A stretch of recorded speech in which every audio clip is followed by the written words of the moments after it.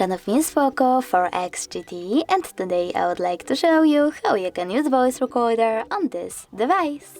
First of all, you need to find Tools folder and choose Recorder app.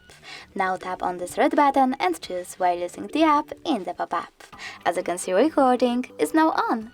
If you wish to pause it or unpause it, click on the middle button. If you wish to add a bookmark, click on this left flag icon over here. And if you wish to end it, click on the check mark. Now you can click on Delete and delete it right away, but you can also click on the check mark, name your recording instead and save it by choosing OK. Now click on the same right button again, and as you can see, my recording is over here.